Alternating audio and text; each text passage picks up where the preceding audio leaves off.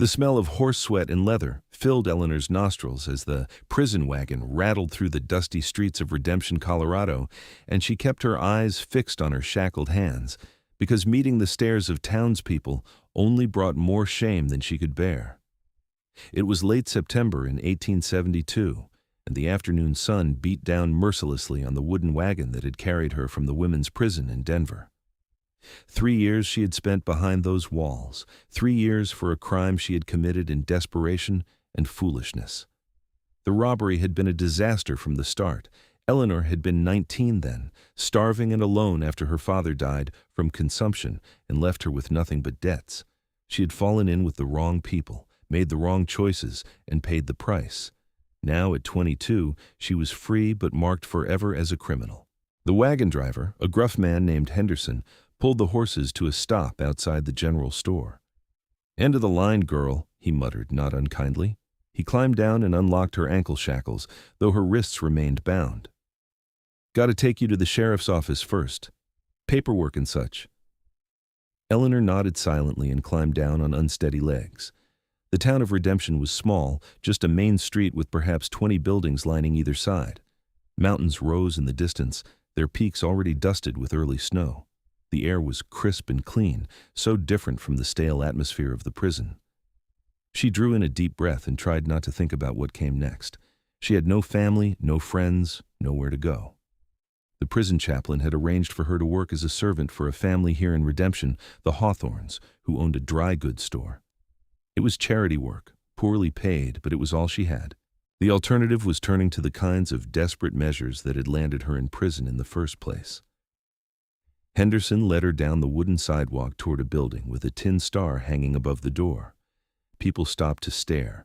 Women pulled their children closer and whispered behind their hands. Men's eyes followed her with a mixture of curiosity and contempt.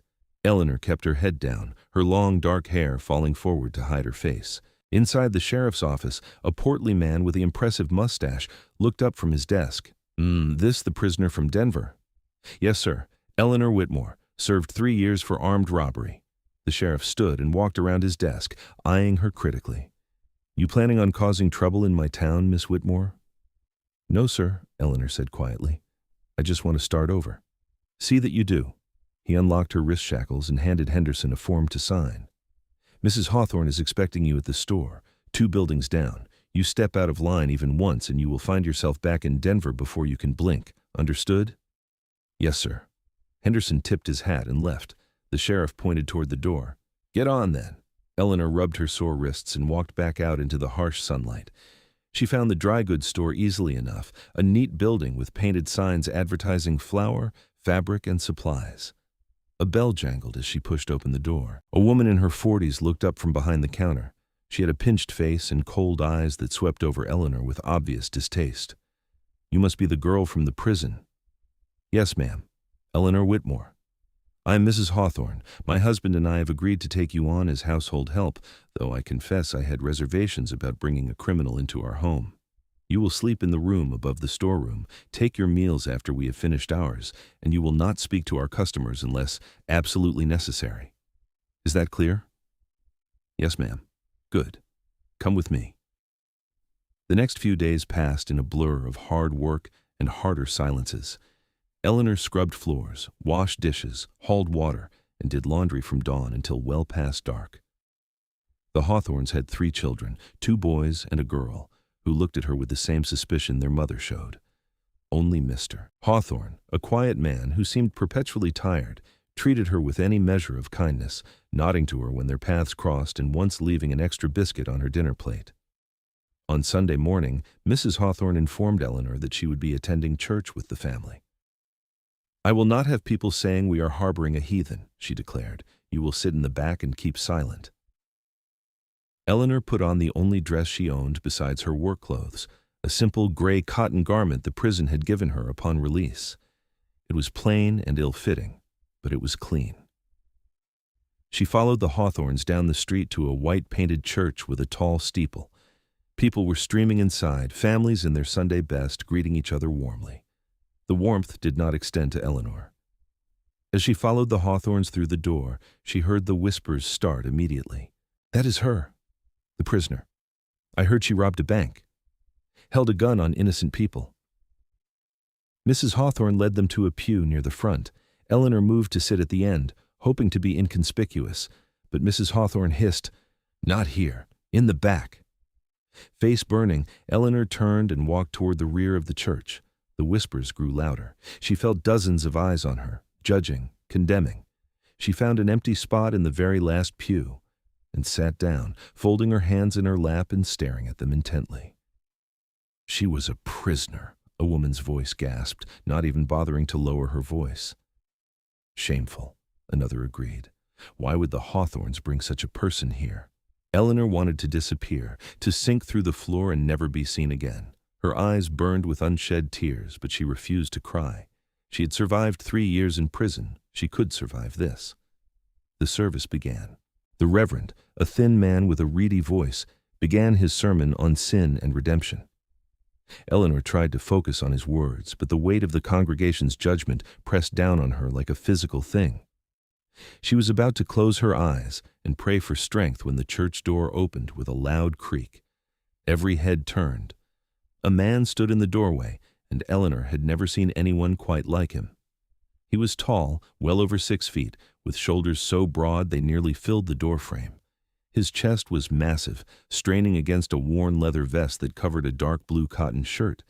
His arms were thick with muscle, visible even through his sleeves. He had long brown hair that fell past his shoulders, a full beard, and eyes that were a startling shade of blue-gray like a winter sky. He wore buckskin trousers and heavy boots, and there was a wildness about him that seemed out of place in the orderly church. The Reverend stopped mid-sentence. "Mr. Boone," he said, surprise evident in his voice, "we did not expect to see you." The man called Boone surveyed the congregation with those piercing eyes. "Figured it was time I showed my face," he said. His voice was deep and rough, like gravel sliding down a mountainside. "Been a while." He walked down the aisle, his footsteps heavy on the wooden floor. People shifted in their pews, some with welcoming smiles, others with uncertainty. He passed the Hawthornes, past the middle pews, and kept coming toward the back, toward Eleanor. She pressed herself against the end of the pew, trying to make herself smaller, but to her astonishment, the mountain man sat down right next to her. The pew creaked under his weight. He smelled of pine and wood smoke and fresh air. "Ma'am," he said quietly, nodding to her. Eleanor could only stare. The whispers that had died down when he entered now started up again with renewed vigor. "Sitting with the prisoner. How unusual. Well, what can you expect from a man like that?" The Reverend cleared his throat and attempted to resume his sermon, but his rhythm was broken. He stumbled over his words, clearly distracted by the massive presence of the newcomer in the back pew. Eleanor risked a glance at the man beside her. He sat with his arms crossed over his broad chest, listening to the sermon with a neutral expression. His presence was overwhelming, not threatening exactly, but powerful. She felt small next to him, and yet, strangely, she also felt less exposed. The congregation's attention had shifted from her to him, and for that she was grateful. The sermon dragged on. Finally, the Reverend concluded with a prayer and dismissed the congregation. People stood and began filing out, many stopping to chat in the aisles. Mrs. Hawthorne looked back toward Eleanor with a frown, clearly expecting her to wait until everyone else had left. The mountain man stood, and Eleanor started to rise as well, but he turned to her and said, "Hold on a moment, if you do not mind." She sat back down, confused. The church slowly emptied until only a handful of people remained, including the Reverend, who was speaking with some parishioners near the front. Boone looked down at her. "Heard about you," he said bluntly. "Heard you served time in Denver." Eleanor's heart sank, so even this stranger knew. "Yes," she said quietly, "I did." "What for?" She hesitated, then decided there was no point in lying. "Everyone in town probably knew anyway." "Robbery. I was part of a gang that tried to rob a store. It went badly. The others got away. I did not." He nodded slowly. "And now you are here." "Yes, working for the Hawthornes. How are they treating you?" The question surprised her. "Well enough," she said cautiously. "I have a place to sleep and food to eat." His eyes narrowed slightly, as if he could hear what she was not saying. Heard them whispering about you, he said. Heard them call you prisoner, like that is all you are. Eleanor looked down at her hands. It is what I am. No, he said, and his voice was firm. It is what you were. There is a difference. She looked up at him, startled. He held her gaze. You served your time. You paid your debt. That is what the law says, is it not? You did your time and now you are free. The sentence is over. The law might say that, Eleanor said bitterly, but people do not forget. No, he agreed. They do not. But that does not make them right. Mrs. Hawthorne appeared at the end of the pew, her face pinched with disapproval. Eleanor, come along. We have dinner to prepare. Eleanor stood quickly. Yes, ma'am. Boone stood as well, his height forcing Mrs. Hawthorne to tilt her head back to look at him. Ma'am, he said politely. Name is Josiah Boone. I live up in the mountains, a few miles outside of town. Mrs. Hawthorne sniffed. I know who you are, Mr. Boone. Everyone knows the mountain man who comes down once in a blue moon. That is me, he said, not seeming bothered by her tone. Wanted to introduce myself to Miss Whitmore here.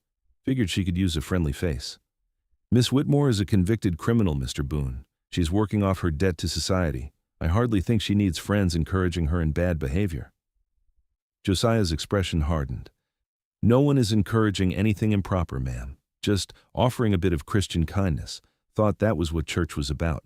Mrs. Hawthorne's face flushed. Come, Eleanor, now.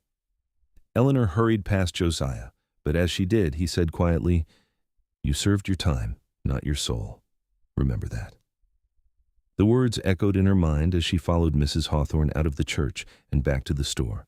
She did not know what to make of Josiah Boone or why he had bothered to speak to her, but his words had stirred something in her chest, a faint flicker of hope that she had thought long extinguished. That evening, as she lay in her narrow bed above the storeroom, she whispered his words to herself. You served your time, not your soul. Maybe, just maybe, he was right. The following days were much the same as before, filled with endless chores and the cold shoulders of the Hawthorne family. But Eleanor found herself thinking often of the mountain man and his unexpected kindness. She wondered if she would see him again, or if that brief encounter had been a one-time occurrence. A week after the church service, Eleanor was sweeping the front steps of the store when a commotion down the street caught her attention. A group of men on horseback rode into town, their horses lathered and blowing hard. They pulled up in front of the saloon, dismounted, and went inside. Eleanor recognized the look of them, rough men who lived on the edges of the law. They reminded her uncomfortably of the people she had once associated with. She went back inside and continued her work. An hour later, Mr. Hawthorne came in from the back room, his face troubled. Eleanor, I need you to take a delivery up to the Johnsons' place. It's about a mile north of town. Can you manage that? Yes, sir, Eleanor said, grateful for an excuse to get out of the stuffy store. He handed her a wrapped package and gave her directions. Eleanor set off on foot, enjoying the fresh air and the chance to be alone with her thoughts. The road north led through grassy hills dotted with pine trees. The mountains loomed in the distance, majestic and imposing. The Johnsons' place was a small ranch with a neat house and a barn. Mrs. Johnson, a friendly woman with a baby on her hip, answered the door and thanked Eleanor warmly for bringing the package. Would you like some water before you head back? She offered. Thank you, yes, Eleanor said. They chatted for a few minutes, and Mrs. Johnson did not seem to know or care about Eleanor's past. It was a refreshing change. As Eleanor was leaving, Mrs. Johnson said, Be careful on the road. There are some rough characters in town today. I heard they have been drinking heavily. Eleanor thanked her for the warning and started back. She was about halfway to town when she heard horses behind her. She moved to the side of the road to let them pass, but instead they slowed. Well, well, a slurred voice said. What do we have here? Eleanor kept walking, her heart beginning to pound. Hey, girl, I'm talking to you. She glanced back and saw 3 men on horses, the same ones she had seen ride into town earlier.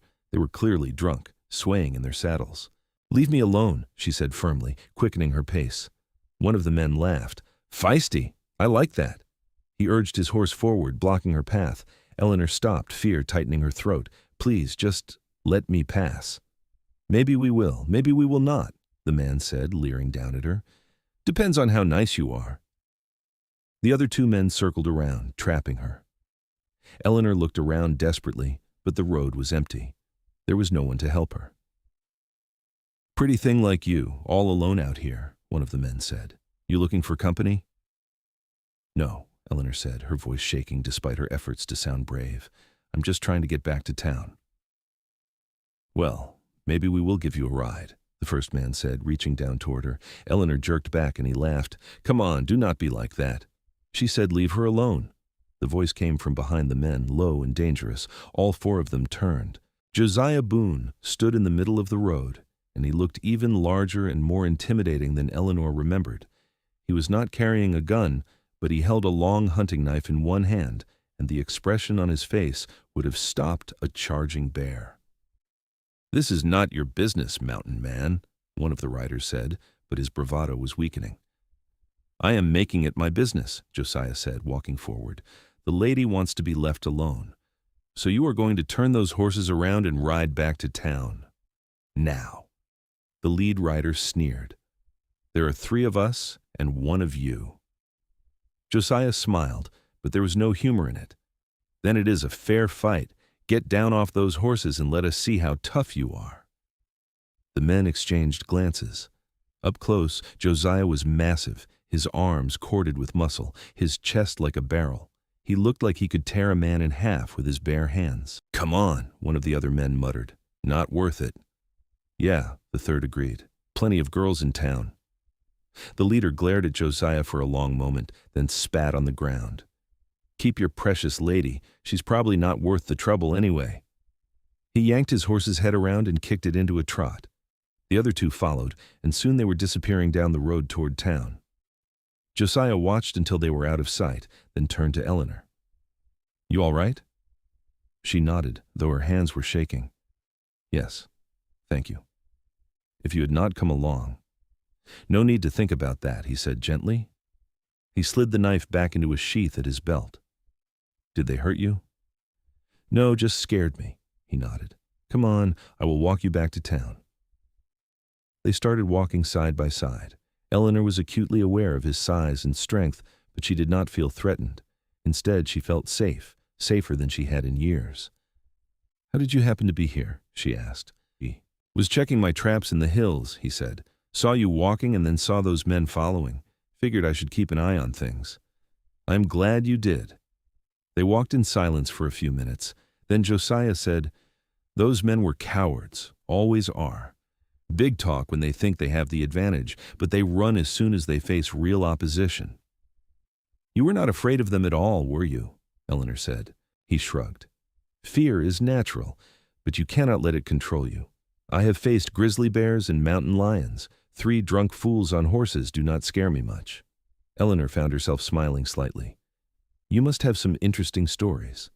A few, he admitted. Been living in the mountains for near 10 years now. Came out here after the war. The war, Eleanor said. You fought in the war? I did, for the Union. Saw more death and suffering than any man should.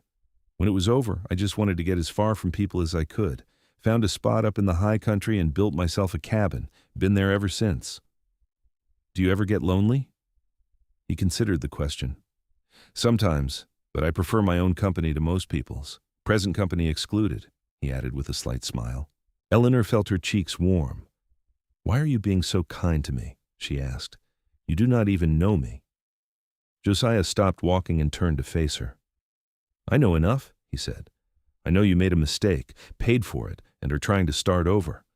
I know the people in that town are treating you like you are less than human, and I know what it feels like to be judged for things you cannot change. What do you mean? He started walking again.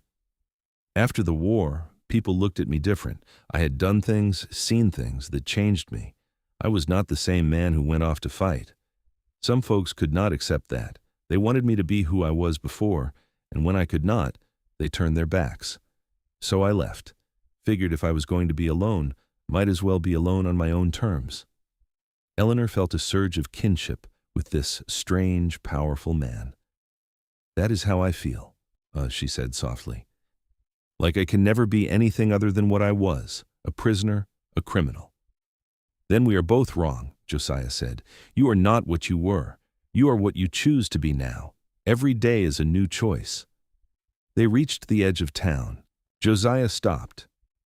I do not come into town much, he said. Makes me feel hemmed in. But if you ever need anything, my cabin is about 5 miles north and west, up near Eagle Pass.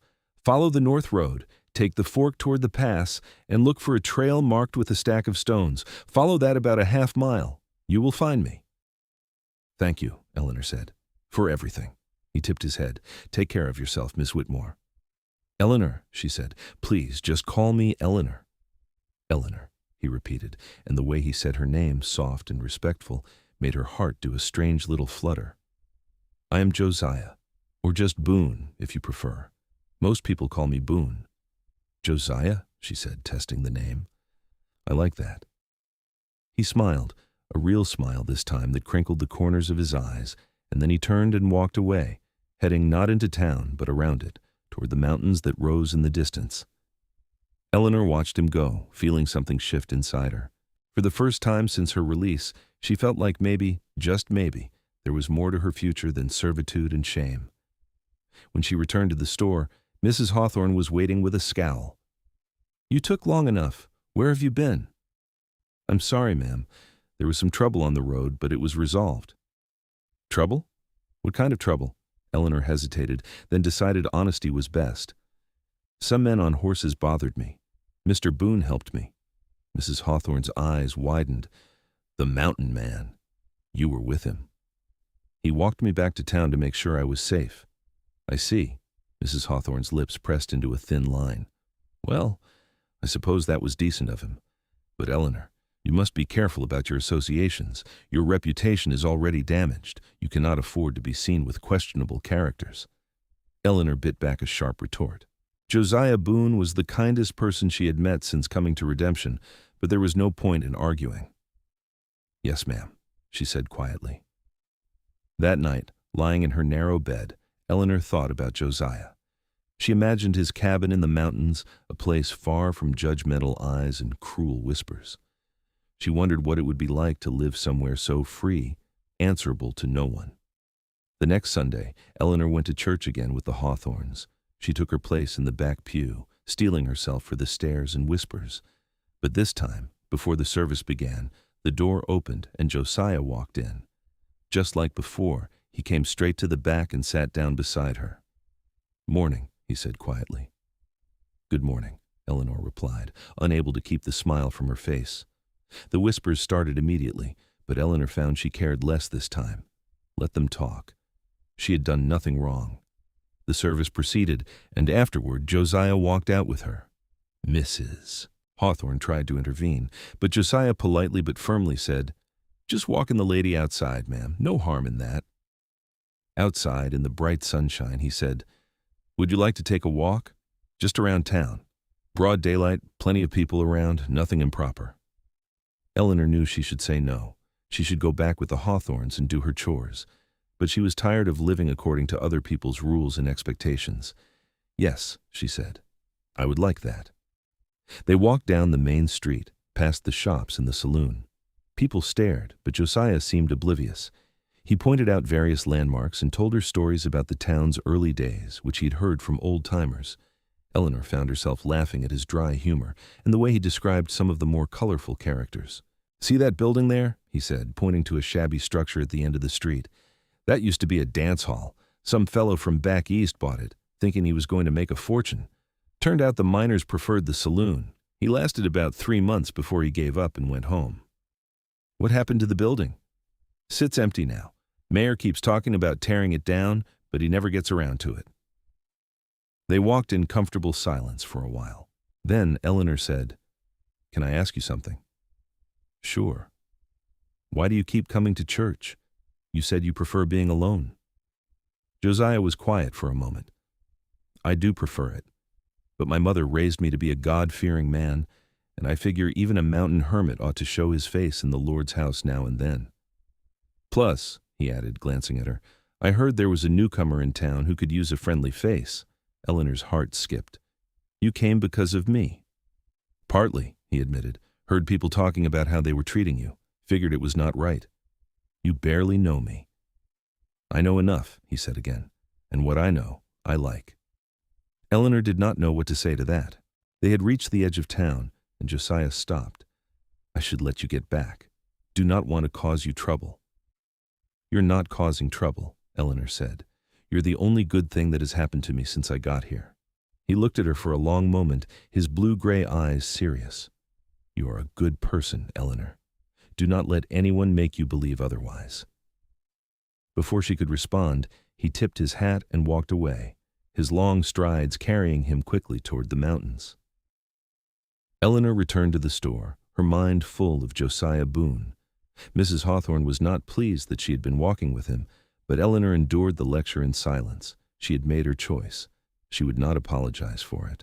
Over the next few weeks, a pattern developed. Every Sunday, Josiah came to church and sat with Eleanor.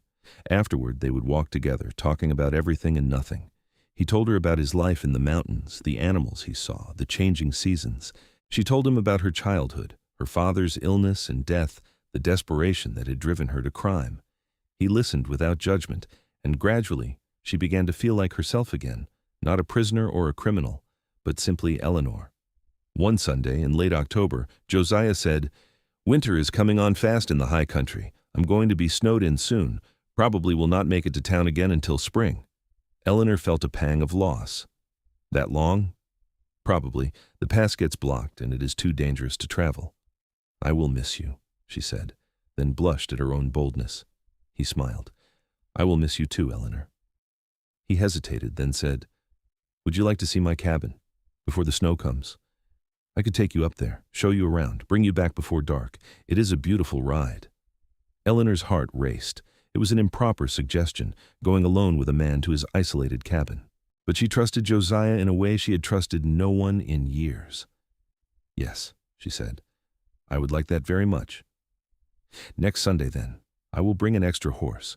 We will go after church." The week crawled by. Eleanor could think of nothing but the upcoming trip. Mrs. Hawthorne noticed her distraction and scolded her for carelessness, but Eleanor barely heard. On Saturday night, she lay awake, too excited to sleep. Sunday morning dawned clear and cold. Eleanor dressed carefully in her best dress and tried to tame her hair into a neat bun. At church, Josiah was waiting, and the look in his eyes when he saw her made her pulse quicken. After the service, he led her to where two horses were tied, a large roan stallion and a smaller chestnut mare. "The mare is gentle," he said. "She will take good care of you." Eleanor had not ridden much, but she managed to mount with Josiah's help. His hands were strong and steady on her waist, and she felt a jolt of awareness at his touch. They rode out of town, heading north and west. The day was gorgeous, the sky a brilliant blue, the mountains stark and beautiful against it. As they climbed higher, the air grew colder, and Eleanor was grateful for the shawl she had brought. Josiah led them off the main road and onto a narrow trail. "Not much farther," he said. The trail wound through pine forests and across rocky meadows. Eleanor saw deer grazing in the distance and a hawk circling overhead. The beauty of it all took her breath away. Finally, they emerged into a clearing, and there stood Josiah's cabin. It was a solid structure made of thick logs with a stone chimney and a covered porch. Smoke curled from the chimney, and Eleanor realized he must have banked the fire before leaving that morning. "It is wonderful," she said. Josiah dismounted and helped her down. "Come inside, I will make some coffee." The inside of the cabin was neat and surprisingly cozy. There was a large fireplace with a bearskin rug in front of it, a sturdy table and chairs, a bed in one corner with a colorful quilt, shelves lined with books and various tools and supplies neatly organized.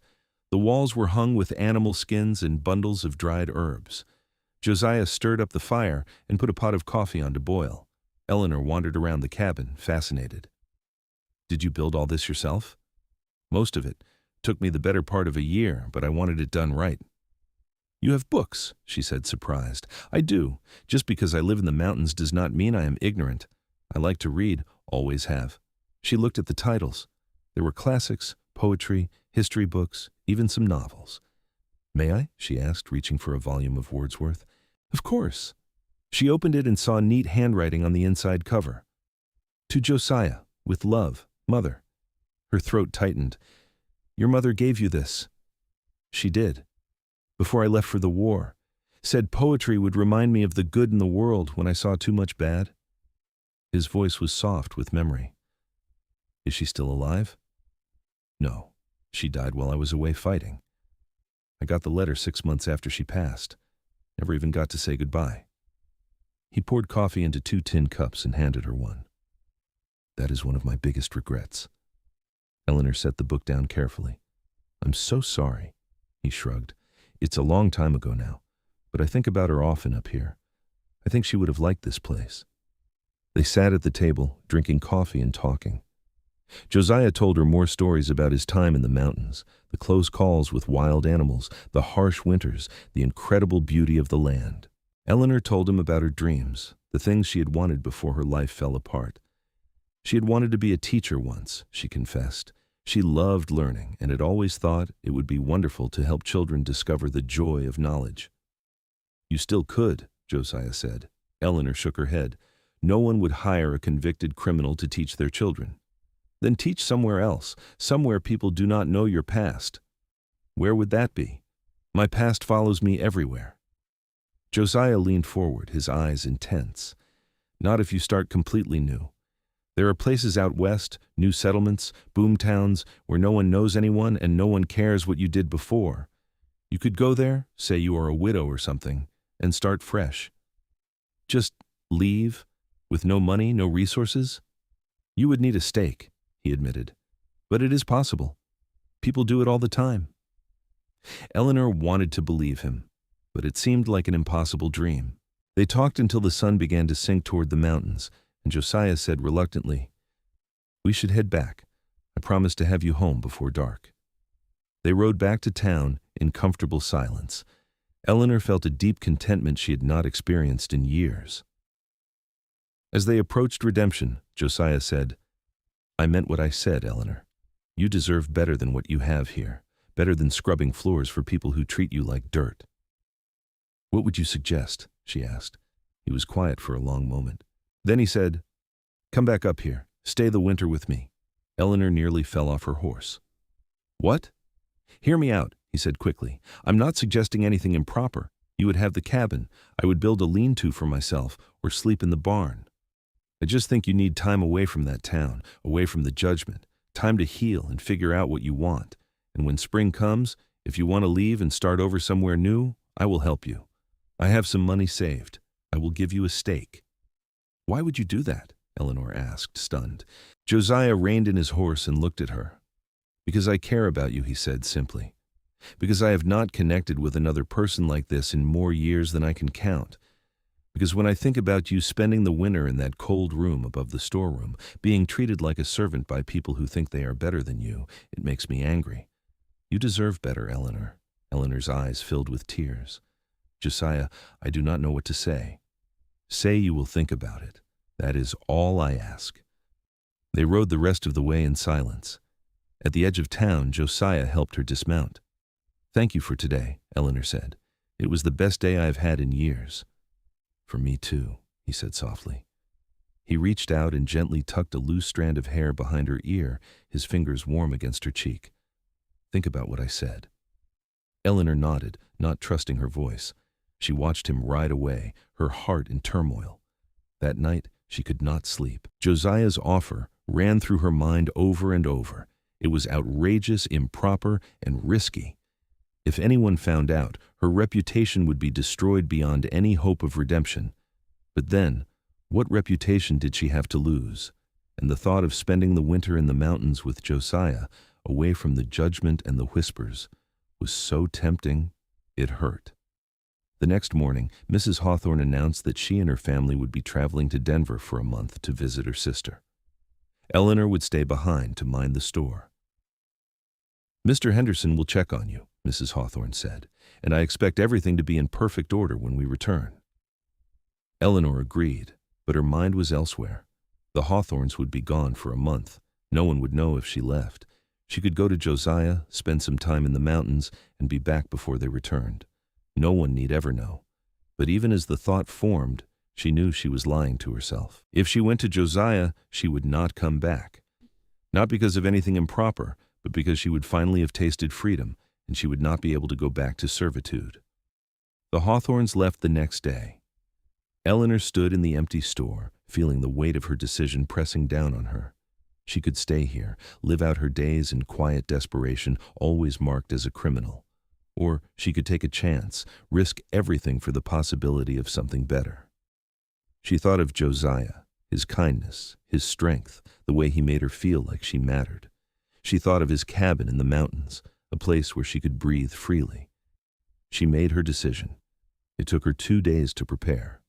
She packed her few belongings, took some supplies from the store that she carefully noted down so she could pay for them later, and wrote a letter to the Hawthorns, explaining that she was leaving and thanking them for their help. She left the letter on the counter, locked the door, and set off walking toward the mountains. It was a long walk, and by the time she found the trail marked with stacked stones, it was late afternoon. Her feet hurt and she was exhausted, but she pressed on. 1/2 mile, Josiah had said. Finally she saw the cabin. Smoke was coming from the chimney. Eleanor's heart pounded as she approached. What if he did not want her here? What if she had misunderstood? The door opened before she could knock, and Josiah stood there, his eyes widening in surprise. "Eleanor?" "I'm sorry to just show up," she said, suddenly unsure. "I should have sent word, but I did not know how, and the Hawthorns are gone, and I just thought maybe your offer still stood, but if it does not, I understand. I can go back." He stepped forward and took her bag from her shoulder. "Eleanor, stop. Of course the offer still stands. I'm just surprised. Come inside. You look exhausted." She followed him into the warm cabin, and the tension drained from her body. She was here. She had done it. Josiah set her bag down and turned to face her. "Are you sure about this?" he asked seriously. "Once winter sets in, you will be stuck here until spring. It is a long time to be isolated." "I am sure," Eleanor said. "I cannot go back to that life, Josiah. I just cannot." He nodded slowly. "All right then. Welcome to your new home, at least for the winter." The first few days were an adjustment. Josiah was true to his word and moved his things to a small outbuilding he had used for storage. He cleaned it out and made it comfortable, insisting Eleanor have the cabin. She protested, but he was firm. "You are my guest," he said, "and besides, I'm used to roughing it. This is luxury compared to some of the places I have slept." They fell into a routine. Josiah would come to the cabin in the mornings, and they would have breakfast together. Then he would go out to check his traps or hunt, while Eleanor cleaned, cooked, and explored the area around the cabin. In the evenings, they would have dinner together and sit by the fire, talking or reading. Eleanor had never been so happy. The mountains were beautiful, the work was satisfying, and Josiah's company was everything she could have wanted. He was intelligent, thoughtful, and surprisingly funny. He treated her with a respect and kindness she had never experienced. And there was something else, a growing awareness between them, a tension that was not uncomfortable, but charged with possibility. One evening in early November, they were sitting by the fire when Josiah said, "Tell me about the robbery, if you do not mind. I would like to understand what happened." Eleanor had known this conversation would come eventually. She took a deep breath and began. "My father died when I was 19. He had been sick for a long time, and the medical bills took everything we had. When he died, I was alone with nothing. I tried to find work, but no one wanted to hire a young woman with no skills and no references. I was starving, Josiah, literally starving. I got desperate." She paused, the memories painful. "I met a man named Tom Ridley. He was charming and seemed to care about me. He offered me food, a place to stay. I thought he was helping me out of kindness, but he had other plans. He was part of a gang that robbed stores and stagecoaches. He wanted me to be part of it, said a woman would be useful because no one would suspect her." "And you agreed," Josiah said quietly. "I did. I was stupid and desperate. I told myself it was just one time, just enough to get some money to start over. But the robbery went wrong. The store owner fought back, and there was a struggle. Tom and the others ran, but I tripped and fell. The sheriff caught me right there. Tom and the gang left me behind without a second thought." "What happened to them?" "I do not know. They disappeared. I never saw Tom again. At the trial, I told the truth about what happened, but it did not matter. I was the one they caught, so I was the one who paid. 3 years in prison." She looked at Josiah, her eyes full of old pain. "I regret it every day. Not just getting caught, but doing it in the first place. I compromised who I was because I was scared and desperate. Josiah reached over and took her hand. His palm was warm and calloused. "You made a mistake," he said. "A bad one, yes, but you paid for it, and you learned from it. That is what matters." "Do you think less of me?" Eleanor asked quietly. "No," he said firmly. "I think you are one of the bravest people I have ever met.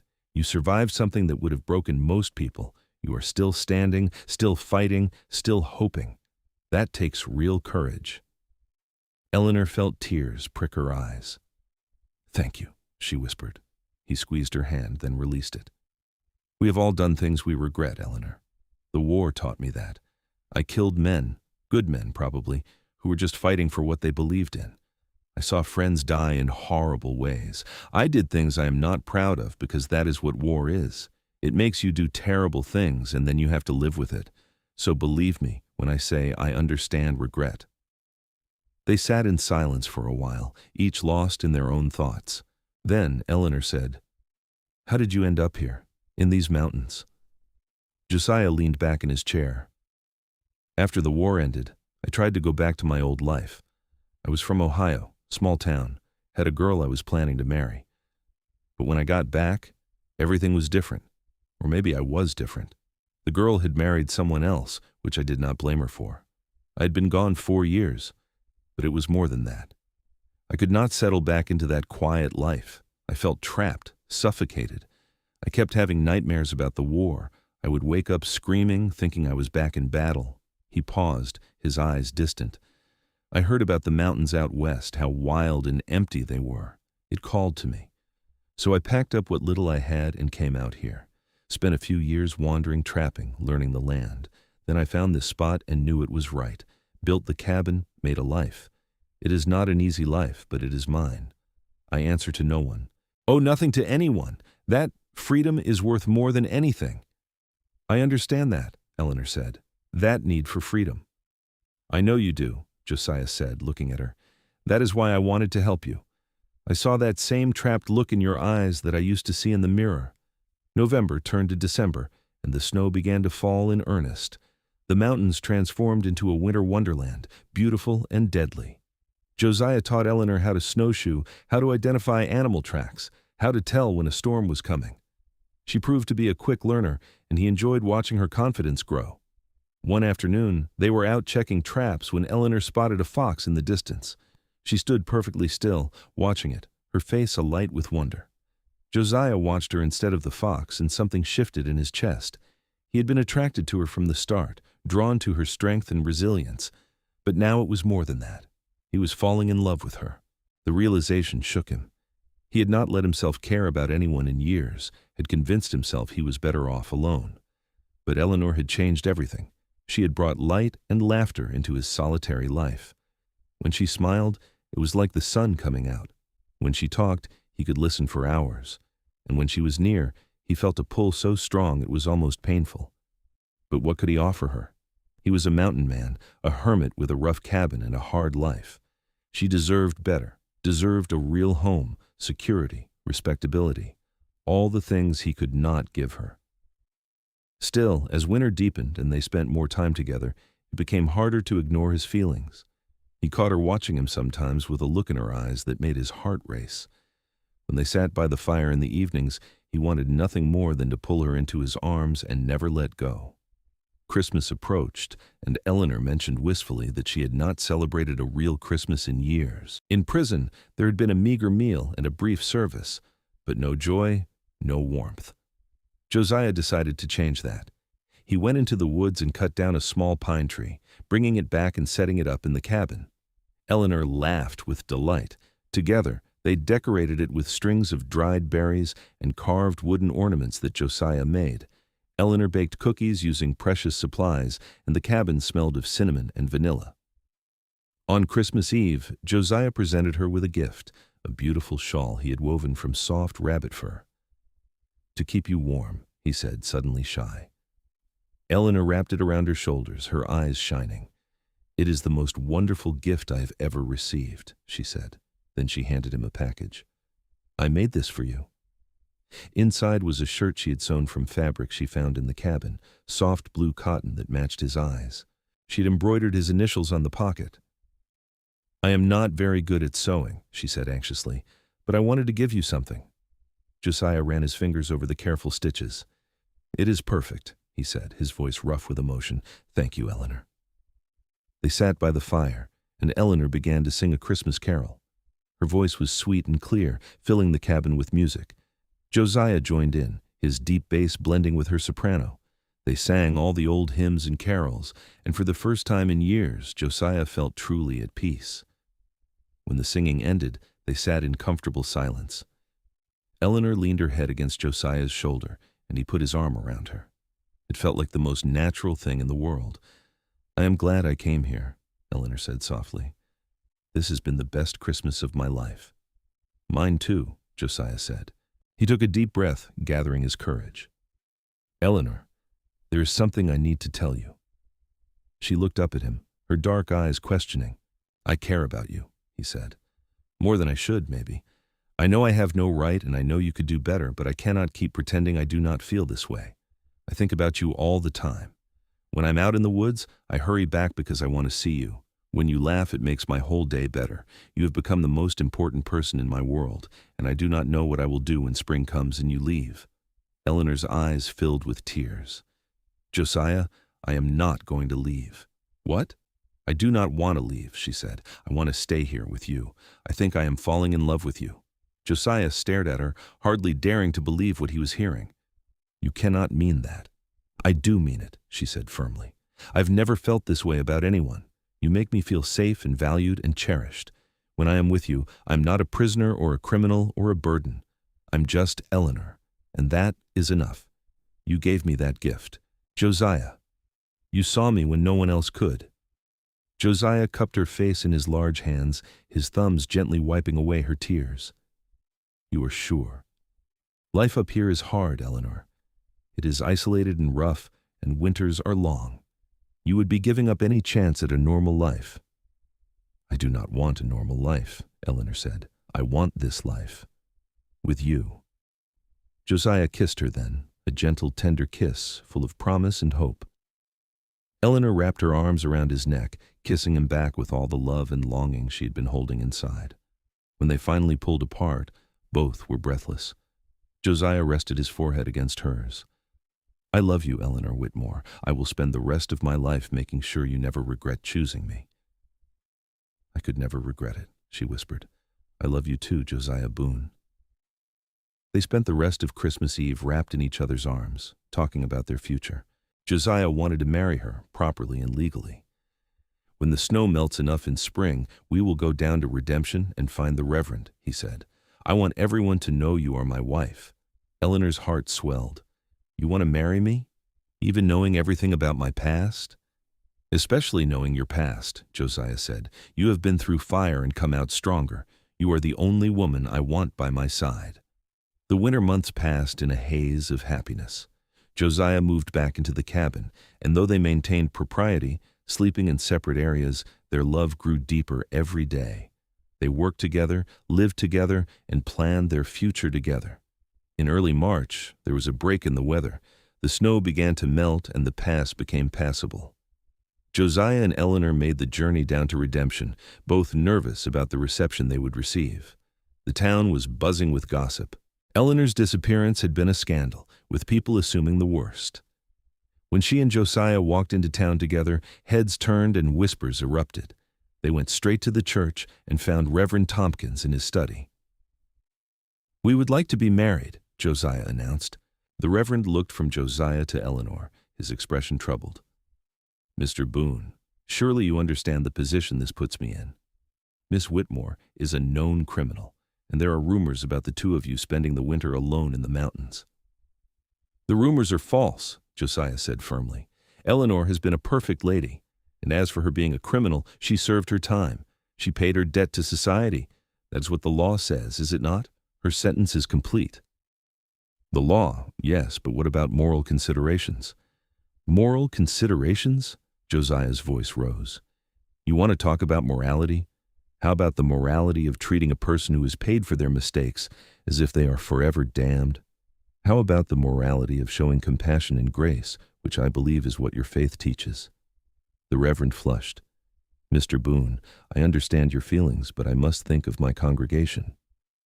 Your congregation, Josiah said coldly, could use a lesson in Christian charity.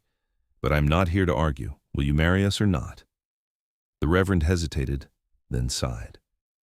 I will marry you, but I must insist on a private ceremony. I cannot have the scandal of a public wedding. Fine, Josiah said. We do not need anyone else anyway. They were married that afternoon in the empty church, with only the Reverend and his wife as witnesses. It was not the wedding Eleanor might have dreamed of as a girl, but standing beside Josiah, speaking vows of love and commitment, she felt more joy than she had thought possible. When the Reverend pronounced them man and wife, Josiah kissed her with a passion that made the Reverend cough uncomfortably. Eleanor did not care. She was married to the man she loved, and nothing else mattered.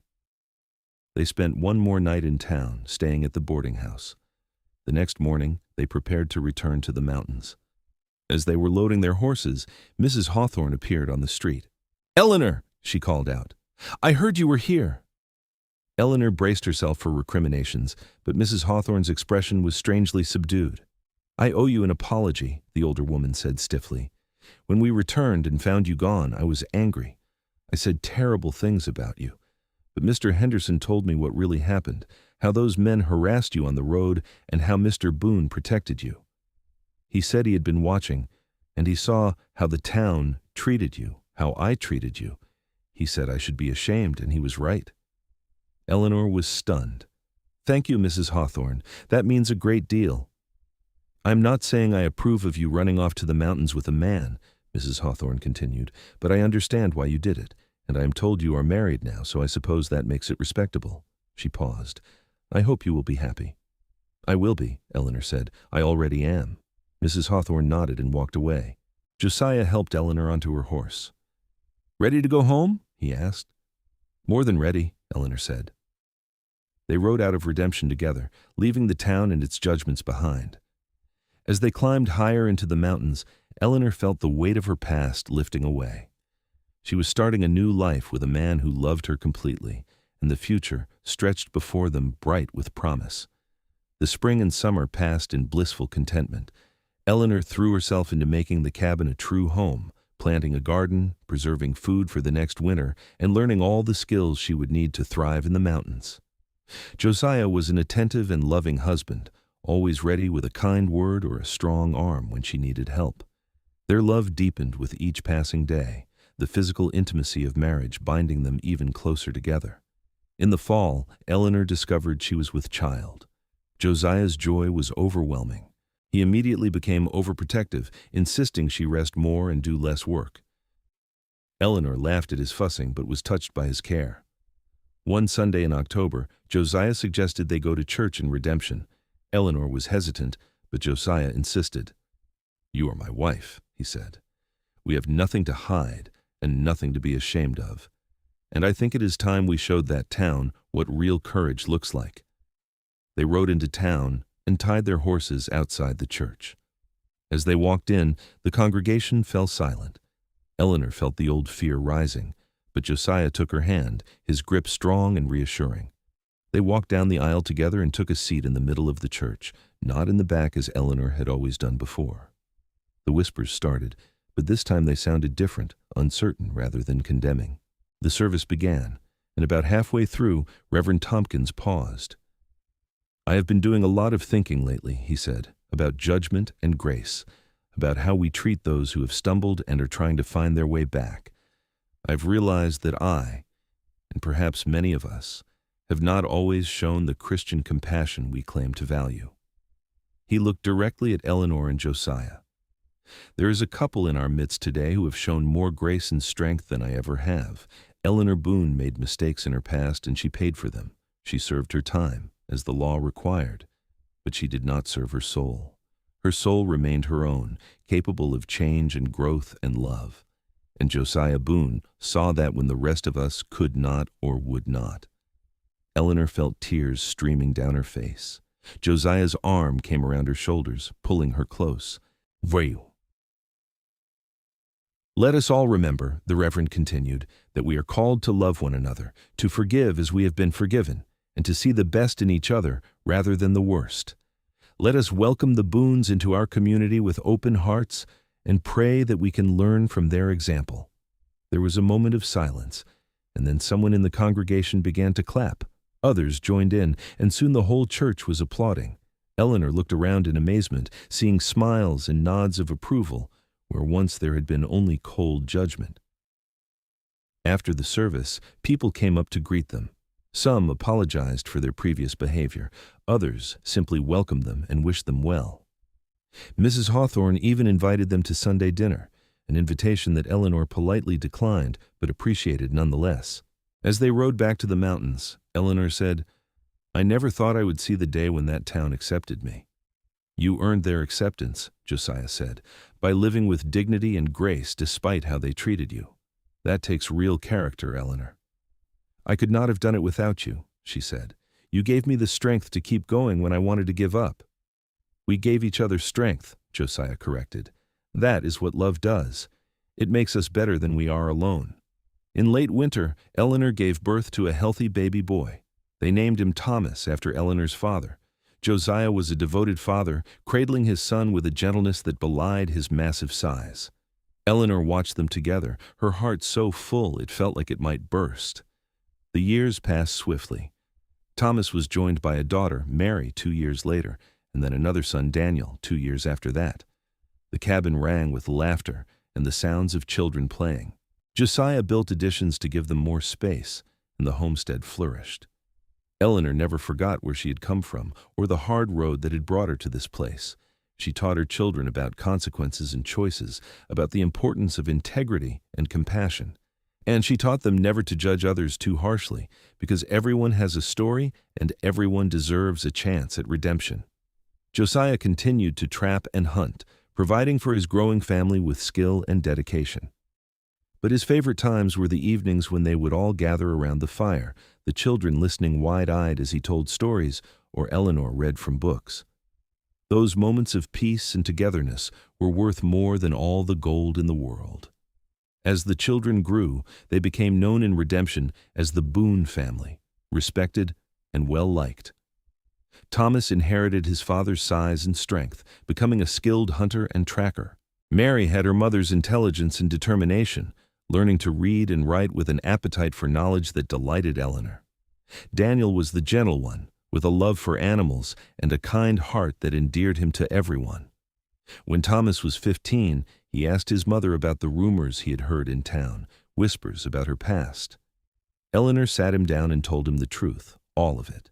She did not hide or make excuses. She simply explained what had happened, the choices she had made, and the consequences she had faced. Thomas listened carefully, and when she finished, he hugged her tight. "You are the bravest person I know, Ma," he said, "and I am proud to be your son." Eleanor cried then, tears of gratitude and relief. Her past would always be part of her, but it did not define her. She had built a new life on a foundation of love and honesty, and her children understood that. One spring day, when Eleanor was in her early 40s, she and Josiah took a rare trip alone, leaving the children with a trusted neighbor. They rode up into the high country, to a place Josiah had discovered years ago, a meadow filled with wildflowers with a view of the entire mountain range. They dismounted and walked hand in hand through the flowers. Eleanor tilted her face to the sun, breathing in the sweet air. "Do you ever regret it?" she asked, taking a chance on a convicted criminal. Josiah stopped and turned to face her. His hair was touched with gray now, and there were lines around his eyes, but he was still the strong, handsome man she had fallen in love with. "Not for a single second," he said. "You are the best thing that ever happened to me, Eleanor. You brought joy and purpose to my life. You gave me a family, a reason to wake up every morning grateful. How could I ever regret that?" "I love you," Eleanor said. "More now than even when we married, if that is possible." "It is possible," Josiah said, pulling her into his arms, "because that is what real love does. It grows and deepens with time. We have built something beautiful together, Eleanor, something that will last." They stood there in the meadow, holding each other, two people who had found healing and hope in the most unexpected of places. Eleanor thought back to that terrible day when she had arrived in redemption, shackled and ashamed, and marveled at how far she had come. She had been broken, but Josiah had helped her put the pieces back together. No, that was not quite right. He had not fixed her. He had simply loved her and believed in her until she could fix herself. Years continued to pass, bringing both joy and sorrow. Josiah's strength began to fade as he entered his 60s, though his spirit remained as fierce as ever. Eleanor cared for him tenderly, repaying the years of love and protection he had given her. Their children grew into fine adults, Thomas taking over much of the hunting and trapping, Mary marrying a good man from a nearby settlement, and Daniel studying to become a veterinarian, his love of animals driving him toward that calling. On a crisp autumn morning, much like the one when Eleanor had first arrived in redemption so many years ago, Josiah and Eleanor sat on the porch of their cabin, watching the sun rise over the mountains. They were both— "Do you remember that first day at church?" Josiah asked. "When I sat down next to you and everyone gasped?" Eleanor laughed softly. "How could I forget? I thought you were crazy." "Maybe I was," Josiah said. "Crazy in love even then, though I did not know it yet." "You changed my life," Eleanor said. "When everyone else saw a prisoner, you saw a person. You saw me." "I saw a woman who was stronger than she knew," Josiah said. "A woman who had been knocked down but refused to stay down. That woman, that strength, that is what I fell in love with." "You told them I served my time, not my soul," Eleanor said. "Do you remember that?" "I remember everything about those days," Josiah said. "Every word, every look, every moment." "You were right," Eleanor said. "I did serve my time, but I kept my soul, and I gave it to you." "And I gave mine to you," Josiah said. He raised her hand to his lips and kissed it gently. "Best trade I ever made." They sat in peaceful silence as the sun climbed higher, painting the mountains in shades of gold and rose. Behind them, they could hear the sounds of their grandchildren playing, for Thomas and his wife had brought their 3 little ones for a visit. The sound of children's laughter was music to Eleanor's ears, a reminder of all the blessings her life held. Thomas came out onto the porch carrying 2 cups of coffee. "Thought you might want these," he said, handing them to his parents. "Thank you, son," Josiah said. Thomas lingered for a moment, looking out at the mountains. "You know," he said, "I've been thinking about what you told me once, Ma, about your past and how you overcame it. I've been thinking I would like to write it down, your story. Not to publish or anything, but just to preserve for our family, so your grandchildren and great-grandchildren know where they came from and what kind of strength runs in their blood." Eleanor looked at her son, tears pricking her eyes. "You would do that?" "I would be honored to," Thomas said. "You and Pa, you have one of the greatest love stories I know. It deserves to be remembered." After Thomas went back inside, Eleanor leaned her head on Josiah's shoulder. "He is a good man," she said. "He learned from the best," Josiah replied. "He learned from you." "From both of us," Eleanor corrected. They finished their coffee and watched the mountains, 2 souls who had found each other against all odds and built a life full of love and meaning. Eleanor thought about the scared, broken young woman she had once been and the strong, confident woman she had become. That transformation had not happened overnight. It had been years of hard work, of choosing to believe in herself even when no one else did, of accepting Josiah's love even when she felt she did not deserve it. But she had done it. She had redeemed herself, not in the eyes of the law or society, but in her own eyes. She had proven that a person's past did not have to determine their future, that it was possible to start over and build something beautiful from the ashes of failure. As the afternoon sun began its descent, casting long shadows across the mountains, Eleanor and Josiah remained on their porch, hands clasped, hearts intertwined. They had weathered storms together, celebrated triumphs together, and built a legacy of love that would endure long after they were gone. "I love you, Eleanor Boone," Josiah said softly. "I love you, Josiah Boone," Eleanor replied. And in that moment, sitting in the peaceful mountains they had called home for so many years, surrounded by family and bathed in the golden light of the setting sun, Eleanor knew that she was exactly where she was meant to be. She had come to these mountains as a prisoner seeking freedom, and she had found something far greater. She had found love, purpose, and a second chance at life. She had served her time, but not her soul. And her soul, joined with Josiah's, would live on forever in the mountains they loved and the family they had created. The end came gently for both of them years later, when they passed within months of each other, first Josiah and then Eleanor, both in their sleep, both peacefully. Their children buried them side by side on a hill overlooking their cabin with a simple marker that read, Josiah and Eleanor Boone. They chose love over judgment. They chose each other. The story of the prisoner and the mountain man became a legend in the region, passed down through generations.